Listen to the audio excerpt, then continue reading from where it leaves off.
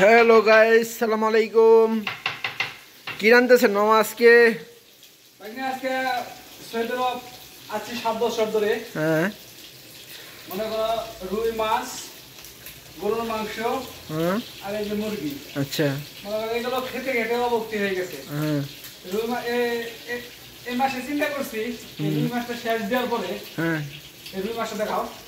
এই রুই মাছ এগুলো মাছ কি খাওয়ার পরে 3 কিলো মাছ আছে। খাওয়ার পরে এগুলো একবার টোটালি বাদ রুই মাছ। কারণ রুই মাছ খেতে খেতে অভক্তি হয়ে গেছে। এখন তার রুই মাছ আছে, বোয়াল মাছ আছে, কই মাছ আছে, তোমার জিওল মাছ আছে।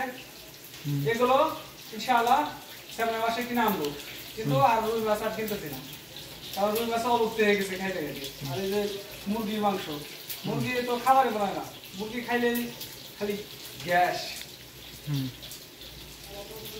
ওই গাইস, সবাই ভালো থাকবেন, দেখা হবে আবার পরবর্তীতে।